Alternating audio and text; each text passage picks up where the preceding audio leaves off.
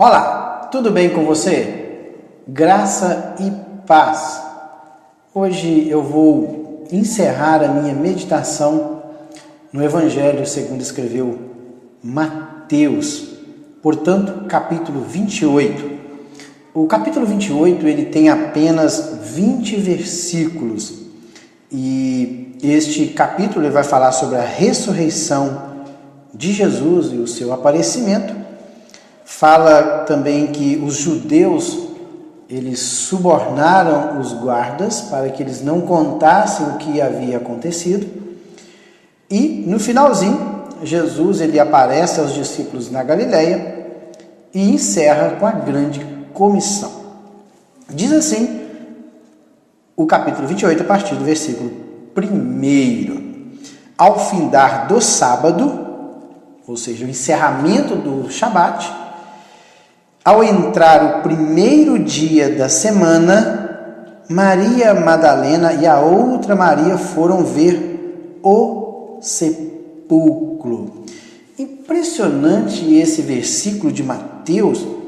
Mateus ele escreveu este evangelho provavelmente na Antioquia da Síria por volta do ano 70 da nossa era.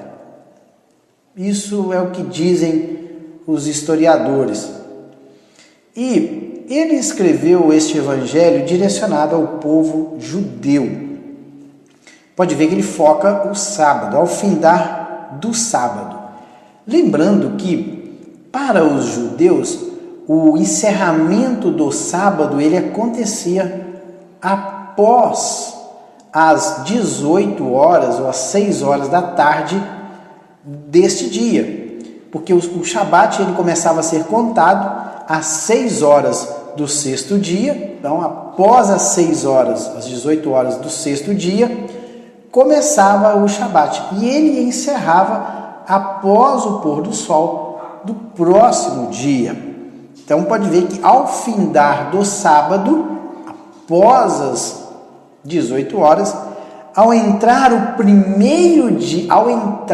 começar o primeiro dia da semana, Maria Madalena e a outra Maria foram ver o sepulcro. Agora, que horas que essas duas mulheres foram ver? Será que era após a noite ou logo no raiar do primeiro dia? Não sabemos. Pode ver que Mateus, ao entrar o primeiro dia da semana, Maria Madalena e a outra foram ver o sepulcro. Nós não sabemos se elas esperaram aquela noite passar e logo de manhã, ao raiar do dia, provavelmente seria isso, elas foram visitar o sepulcro. E eis que houve um grande terremoto, porque o anjo do Senhor desceu do céu, chegou-se, removeu a pedra e assentou-se sobre ela. Sobre o quê? Sobre a pedra. Então tinha uma pedra cobrindo a entrada do sepulcro. E este anjo, ele remove a pedra. Mas ele removeu a pedra para quê? Para Jesus sair? Não. Jesus já tinha ressuscitado. Até porque agora Jesus ele não estava sujeito às leis físicas do nosso planeta. Ele estava ressurreto. Portanto, quando ele apareceu aos discípulos, as portas estavam trancadas e ele apareceu no meio deles. Não precisou de abrir portas e nem janelas. Simplesmente, ele rompeu com as leis da natureza e apareceu no meio dos seus discípulos. Da mesma forma, quando ele ressuscitou, a pedra que cobria a entrada do sepulcro não foi um obstáculo para a saída de Jesus, já que ele tinha um novo corpo. O seu corpo havia sido glorificado, ele havia passado pelo processo da ressurreição. Então, mas para que este anjo desceu até aquele lugar e removeu a pedra? É para justamente como aquelas duas mulheres, elas conseguiriam ver que o sepulcro estava vazio, já que tinha uma grande pedra na entrada do sepulcro? Foi justamente para isso. O anjo tirou a pedra para que aquelas mulheres pudessem contemplar o túmulo de Jesus vazio. Pode ver que ele removeu a pedra não para Jesus sair, mas para que essas duas mulheres pudessem ver que ele não se encontrava mais ali. E assentou-se sobre ela e ficou ali esperando. O seu aspecto era como um relâmpago, era parecido, semelhante ao relâmpago, e a sua veste era alvo como a neve, branco, a vestimenta branca como a neve. Diz o evangelista Lucas, no capítulo 24, versículo 4, que eram 2 anjos. Mas por que Mateus ele cita mas o anjo? O artigo aí parece que dá a ideia de que é um anjo apenas. Eu creio que Mateus ele focou o anjo que começou um diálogo com as duas mulheres. Como talvez o outro anjo que estava acompanhando aquele não teceu nenhum comentário, então o foco de Mateus ele foi em direção ao anjo que dialogou com as mulheres. Versículo 4: e os guardas tremeram espavoridos e ficaram como se estivessem mortos, ou seja, eles desmaiaram de medo. Espavorido aqui a palavra é phobos, ou seja, medo. Eles tremeram de medo e desmaiaram. Estivessem como mortos, porque eles estavam sem sentido, estavam como mortos. E o anjo, este anjo que removeu a pedra e se assentou sobre a mesma, por isso que Mateus foca o anjo, porque ele que começou o diálogo com as mulheres. Olha, mas o anjo, dirigindo-se às mulheres, disse: não temas, porque sei que buscais Jesus, que foi crucificado. Elas não foram no Shabat, mas após o encerramento do Shabat, elas foram em direção ao sepulcro para ver o que havia acontecido. Ou seja, elas iam lá buscar o corpo dele, não no sentido de tirar o corpo, mas ia lá levar algum perfume, alguma especiaria para ungir o corpo de Jesus. Provavelmente seria isso. Então o anjo fala: eu sei que vocês estão querendo ver o corpo do mestre. Ele responde no versículo 6: ele não está aqui, ressuscitou, como tinha dito. Vinde ver onde ele jazia, onde ele foi colocado. E no versículo 7, pode ver que ele disse: e depois depressa e dizei aos seus discípulos que ele ressuscitou dos mortos. E vai adiante de vós para a Galileia. Ou seja, ele ressuscitou, ele vai adiante de vós para a região da Galileia. Por quê? Impressionante, foi justamente na Galileia que começou o ministério de Jesus às margens deste mar. E agora, o encerramento aqui foi justamente lá que Jesus procurou reunir-se com seus discípulos. E diz aqui: ali o vereis, e como vos digo, e retirando-se elas apressadamente do sepulcro, tomadas de medo e grande alegria, ao mesmo tempo que elas sentiram medo, também elas sentiam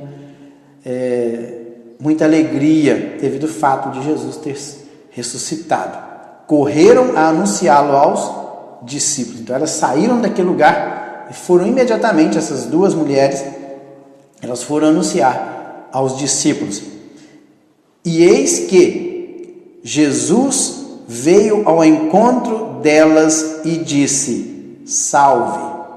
E elas, aproximando-se, abraçaram-lhe os pés e o adoraram. Então Jesus disse: não temais, ide avisar a meus irmãos que se dirijam à Galileia e lá me verão. Que privilégio tiveram essas mulheres.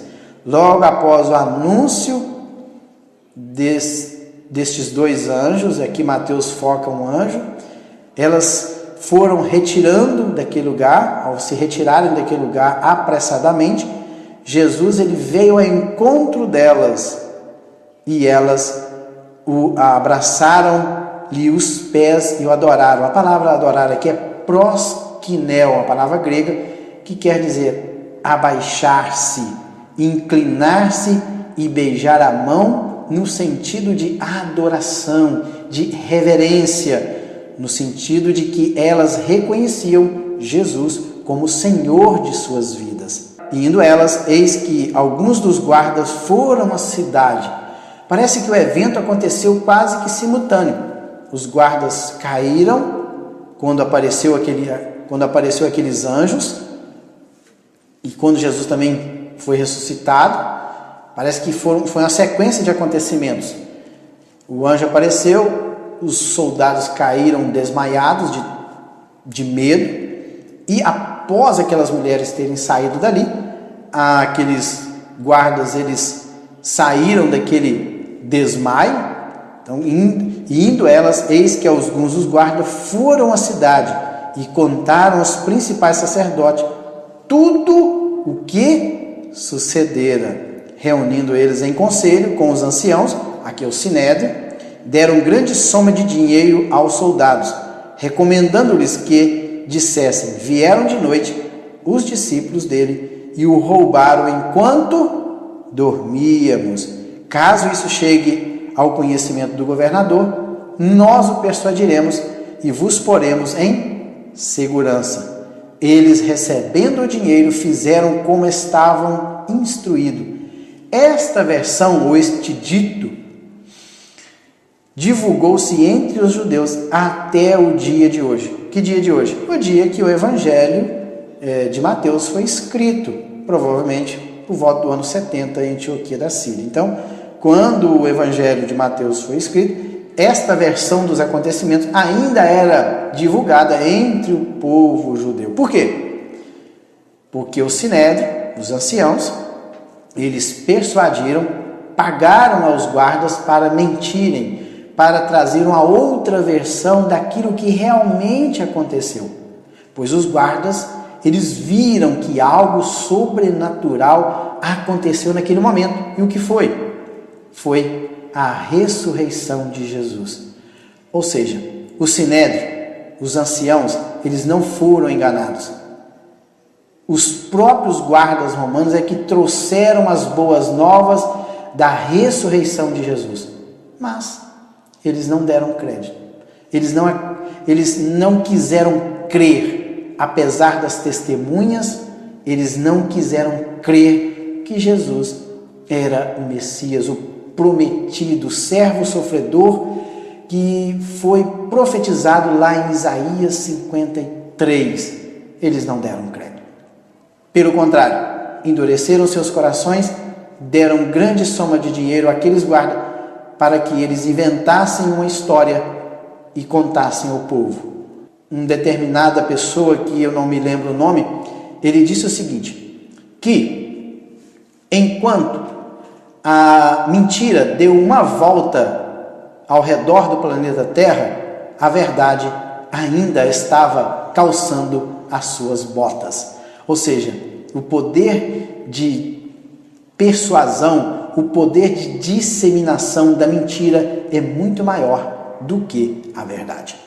Versículo 16, seguiram os 11 discípulos para o quê? Para a Galileia, porque Jesus, olha, vão para a Galileia. Ele disse lá no versículo 10, vão para a Galileia, lá eu vou encontrar com eles. Seguiram os 11 discípulos para a Galileia, para o monte que Jesus lhes designara. E quando o viram, o adoraram, mas alguns duvidaram. Veja bem como nós, seres humanos, temos a facilidade de duvidar das coisas.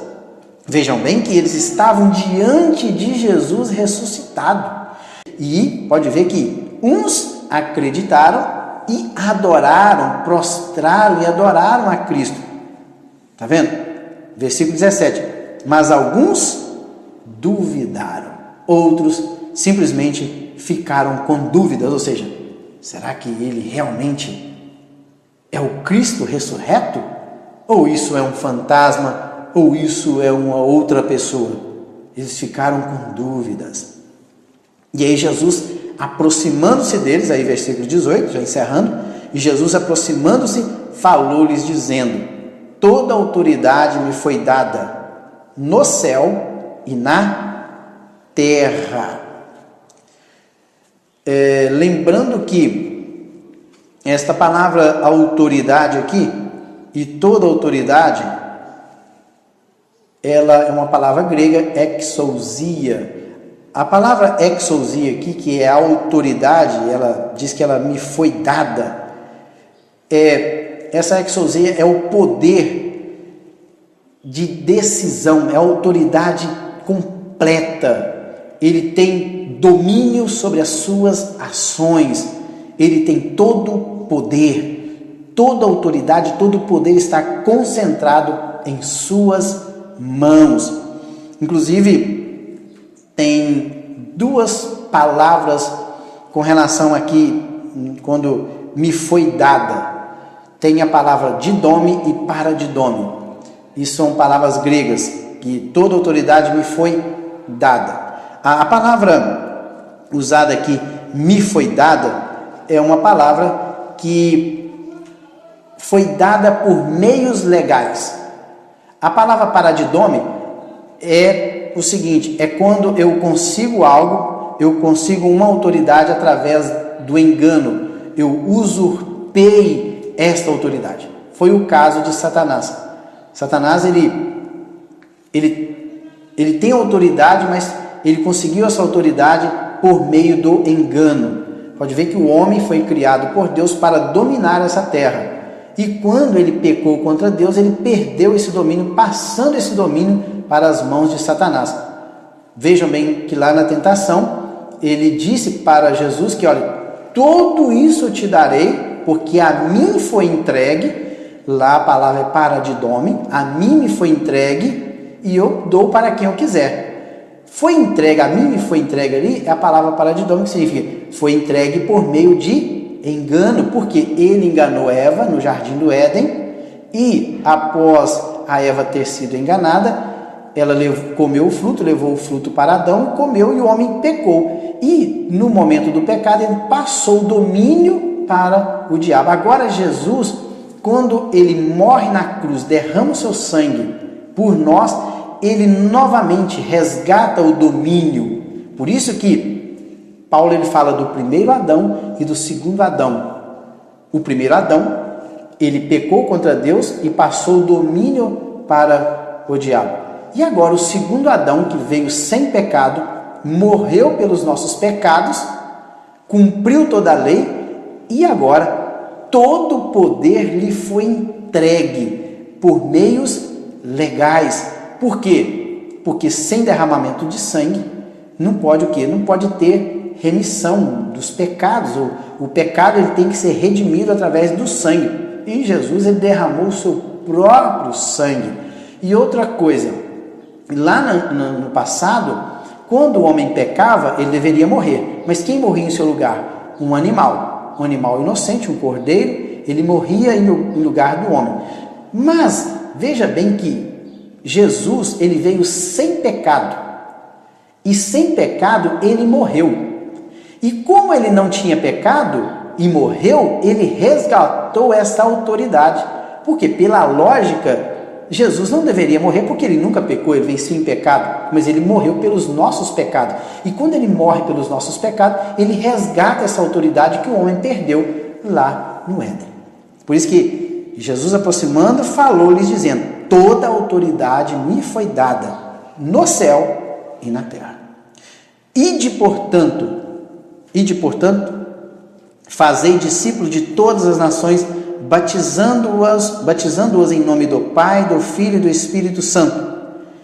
E ele diz aqui que ensinando-os, pode ver que primeiro faz discípulos, é fazer discípulos, vá pregando o evangelho, fazendo discípulos. Depois que os discípulos são conquistados através da palavra, a palavra é que faz esse trabalho. Então você traz esse discípulo e esse discípulo agora é ensinado a guardar todas as coisas que vos tenho mandado. E ele diz ainda, isso aqui que é muito interessante, é maravilhoso: e eis que eu estou convosco todos os dias, até a consumação do século. Consumação do século aqui é a consumação desta era. Ou seja, olha, eu estou com vocês, eu estarei com vocês sempre. até o findar desta era, quando eu virei novamente e buscarei a minha igreja, a igreja que eu comprei ela com meu próprio sangue. Veja bem que algumas coisas que aconteceram aqui na morte de Jesus que chama atenção.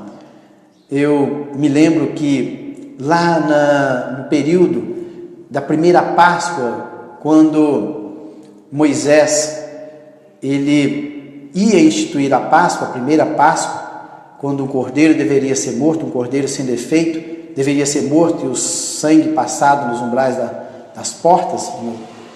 E veja bem que antes do dia da Páscoa, desse acontecimento, houve a nona praga. E a nona praga, o que foi?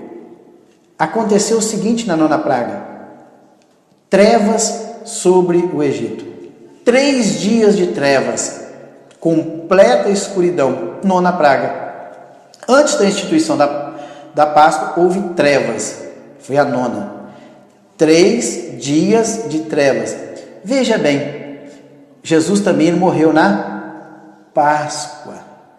Antes, porque o cordeiro ele era morto por volta das 3 horas da tarde, quando o sacerdote oferecia este cordeiro para celebrar a Páscoa. E veja bem que das 12 horas até as 15 horas houve 3 horas de trevas. Lá no passado, 3 dias de trevas. Quando Jesus morreu, 3 horas de trevas. Impressionante como os números são parecidos. 3 dias e 3 horas.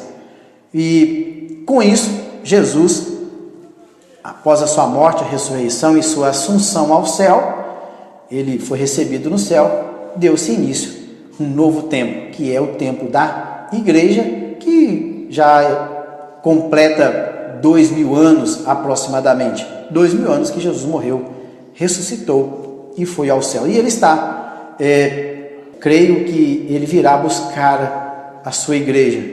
Estarei convosco até a consumação do século, quando ele virá buscar a sua igreja. Creio que este acontecimento nós estamos vivendo este limiar. Está aí, portanto, o capítulo 28 de Mateus, encerrando também a meditação neste evangelho.